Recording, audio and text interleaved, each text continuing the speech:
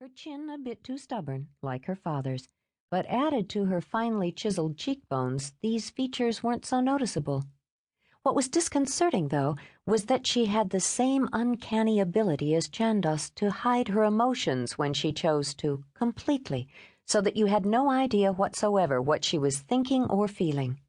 This wasn't one of those times, but Casey had another of Chandos's traits, strategizing. When one tactic didn't work, she usually resorted to another. Shouting hadn't worked, so she switched to a calmer tone. But the bar-M needs someone in command. Sawtooth is doing well enough. Sawtooth is 67 years old. He was retired and living peacefully on his little spread when Grandpa died.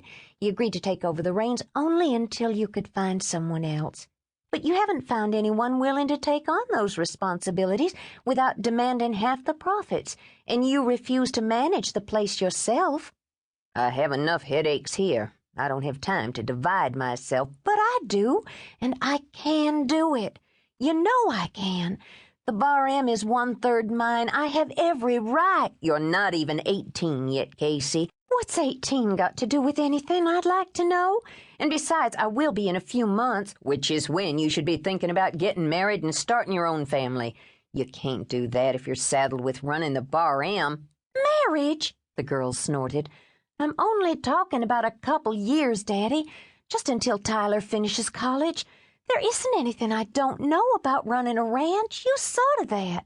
You taught me all I know about ranching, all I know about surviving on the trail. Biggest mistake I ever made, Chandos mumbled. No, it wasn't. Courtney spoke up finally. You wanted her to be able to handle any situation if we weren't around to handle it for her. Exactly, Chandos said. If we weren't around. I want to do this, and you haven't given one good reason why I shouldn't. Then you haven't been listening, little girl, Chandos said, frowning. You're too young. You're a female that the 40-some wranglers on the bar-M are not going to want to take orders from, and you've reached the time in your life when you should be looking for a husband. You won't be finding one with your nose buried in ranch accounts and coming in off the range each day sweat-soaked and filthy. Casey was red-faced by then, most likely from anger, though it was hard to tell. Marriage again, she all but sneered. There hasn't been a man around these parts in the last 2 years worth my taking notice of. Or do you want me to marry just anyone? If that's the case, I can think of a dozen men who are eligible. I'll go rope me one tomorrow if that's what it'll take to— Don't be impertinent. I'm being absolutely serious, Casey insisted. You'd let a husband of mine run the bar-M, wouldn't you? You'd find that perfectly acceptable. Well, I'll have a candidate for you no later than— You'll do no such thing. You will not marry just to get your hands on those account ledgers. I've had my hands on those account books for months now, Daddy. Sawtooth is half blind, if you didn't realize it. Trying to tally the ledgers gives him a powerful headache that actually makes him physically ill. It was Chandos who was red-faced now, and there was no doubt in this case that it was from anger. Why wasn't I told about this? Maybe, because every time Sawtooth rides over here to see you, you're out on the range somewhere. And maybe because you won't step foot on the bar-M to find out why he came over in the first place. And maybe because you don't really care about the bar-M. You'd just as soon see it fall to ruin now that Grandpa's gone, just to spite his memory.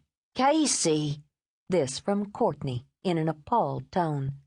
But Casey had already blanched. She'd gone too far and knew it, and before her father could blast her for doing so, she ran from the room. Courtney started to assure Chandos that Casey had just let her emotions run away with her, that she hadn't really meant what she'd said, but tight-lipped, he marched out of the room right behind Casey, only not to follow her. He headed off toward the back of the house, a more direct route to the stable, while she'd run toward the front, which was entirely too bad.